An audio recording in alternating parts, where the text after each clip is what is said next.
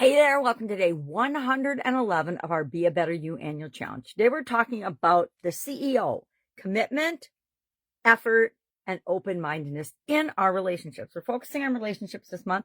I found my graphics, but I didn't pull them out of the bag. That I hid them on myself while I was traveling. But today let's talk about these three components and these three elements that we want to have in all of our relationships, right? Because if we are not putting effort into our relationships, we're not getting much out. Why? Because what we put into things is what we get out. If we're not being open-minded and flexible in our, at least in our listening and our understanding, meaning be more empathetic than judgmental in our relationships, and not being open-minded and letting the other person be who they are, our relationships may be doomed to fail. We also need to be committed to our relationships. What the heck does that even mean, committed to our relationships? Well, it means that we prioritize the bond between the entities involved, whether it's our significant other partner, our children, our social group of friends, our relatives, our parents, our siblings. We need to decide what level of commitment we have to each of the different relationships that we're involved in. I personally believe that we have unconditional love for our children. At least we ought to. And no matter what, we are there for them. Significant others or partners, they're a choice and they can actually do things to break that bond, in my opinion. But you have to decide, what does that look like for you in your relationships? What's the level of commitment that you're willing to give?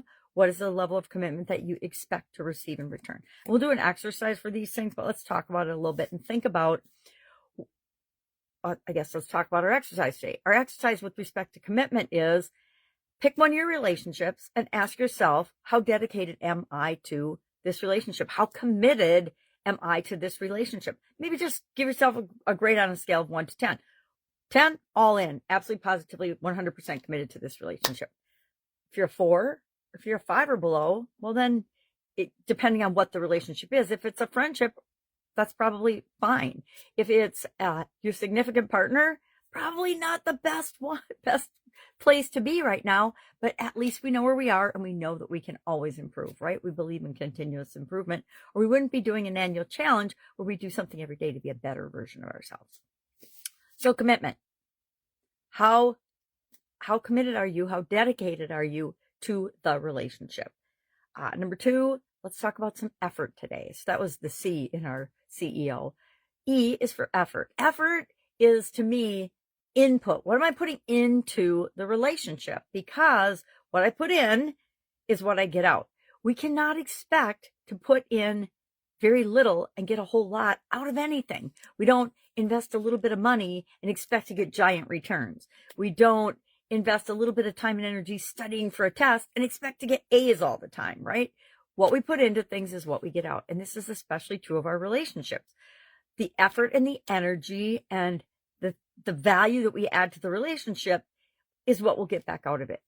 If we're in a relationship with the right person. I like to add that because sometimes we put in tons of effort, but we're in the wrong relationship with the wrong person. And that's just the universe telling us, if we're not getting it reciprocated, this isn't the right person for you. This isn't the right relationship for you. It's not the right friend group. It's not the right, sometimes we think we're born into the wrong families. I do not feel that way, by the way. I absolutely adore my family.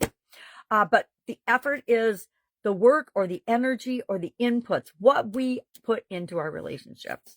So today I'm going to sneak ahead and look at our action item. For effort, think about one of your relationships, identify anything, one thing, because we're doing one thing every day. Identify one thing that you can do today to put more into your relationship. Picking a relationship, maybe it's a relationship with your kids. Maybe for me, it's relationship with my granddaughters is the one I usually work on because they're the littlest miracles in the world. And I want to make sure that they get all the positive inputs and all the inputs and all they need to be awesome human beings, like their parents, right?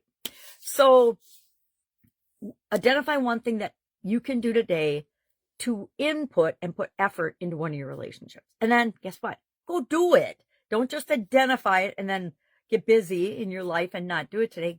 Identify it and do it. It can be something simple. It could be make your favorite meal for your significant other. It could be do a task for a friend.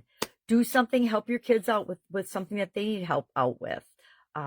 but make sure it's something that is important to them or of value to them, and that it is not something that maybe not something they would expect, so that they know that you actually put forth the effort to do something for them, right? In a subtle way, and do it without expecting anything in return. Guess what? A long time ago, I figured out that we give because it makes us feel good, but that's not why we give. We give because it's the right thing to do. And if we're always striving to do the right thing in our relationships, no, I said if we're always striving, because I guarantee we're not always going to do anything, including the right thing. So if we strive every day to put value into our relationships, that will help them to grow and blossom and be the way we want them to be. And again, make sure you're putting the connection, the commitment, and the effort into relationships that make you feel good. Because if it doesn't make you feel good, it's not the relationship for you. It's not the right relationship for you. It's not the right relationship for you right now anyway. And so that means we can either leave the relationship or we can change the relationship based only on what we can do. Because guess what? We can only ever control ourselves. Third topic for today, our O in our CEO, is open-mindedness. We talk about open-mindedness a lot in communication. We'll talk about it in other areas. The truth is, as human beings, we all think differently, right? We think some things are very common to all humans. Some things people will think of or come up with, and you're like, that's just mind-blowing. I can't even imagine how somebody could think that, much less believe that. But they do. So especially in our relationships that are important to us, we need to be open-minded. We need to ask questions, and that's our other possible action item today. You can pick any one of the three, or for extra credit for yourself, do all three. But for open-mindedness, get in a conversation with someone and just actively listen. Let them talk and be empathetic and strive for empathy instead of agreement. But open up. And if you find yourself trying to shut them down or change their mind or disagreeing, take a deep breath and pause, and then ask questions to try to understand their perspective, their point of view. Because all of us have different experiences, different life experiences, different likes, dislikes, opinions about everything. And that's okay. You get to have yours. I get to have mine. And everybody else on the planet gets to have theirs. And we don't have to agree on them. But it helps if we're in a relationship with people to be open-minded of them. Again, we don't have to agree or accept. We just have to understand where they're coming from and why it's important to them. I have a lot of friends that I don't agree with, but I understand where they're coming from and why they have the thoughts and beliefs and feelings that they have, even if I don't agree with how it's showing up in the world. It's not for me to judge, right? Not for any of us to judge. Well, there's a whole lot of judging going on in the world. All right, so that's it today. CEO, commitment, effort, open-mindedness. Think about one of those or all of those today as you go about your day. Pick something that you can do. Pick one of your relationships and maybe do all three for one of your relationships. Maybe, again, it can be any relationship. Maybe if you're a student, it's relationship with your teacher. How committed am I to getting an A in this class? Well, if you want to get an A in a class, you got to know what your teacher wants. If you want to know what your teacher wants, you have to be committed to figuring it out. And that's part of the relationship between teacher and student, right? Effort. How much effort are you going to put into that class to get the grade that you want? I don't know when I figured this out. It wasn't until like my second year of college or so, or maybe my third year even. I kind of am a late bloomer when it comes to figuring out and realizing things. But for some reason, it clicked in my head that it didn't matter what I thought about the material I was learning in class.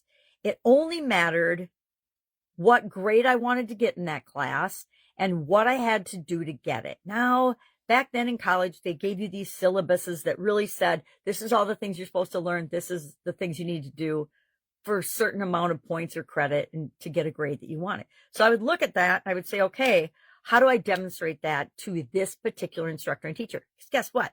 All of our teachers and all of our instructors and all of our TAs, teacher assistants, were different, right? And their expectations were different than what I maybe thought I should have to do for that grade. And so I needed to put myself in their shoes and figure out, well, what do I need to do to get an A in this class? And once I figured that out, guess what? I got straight A's for the rest of college. Coming from a small town into a big city college, or big city campus, I was like a fish out of water, and I floundered a little bit when I first went to college, as many of us coming from small towns do. And you know what? High school was super easy for me, and I knew how to get A's from my teachers in high school, but college was a whole different ball game. It was a whole different ball game. And that's one of the things I needed to figure out. I have to give the person the thing that they need the way they need it, so they get what they want, so that I can get what I want. I guess that sums it all up. All right, that's it. That's our topics for today. If I can help you in any way with them, please ask. Otherwise, go out, make it an awesome day, and I'll, of course, be with you tomorrow.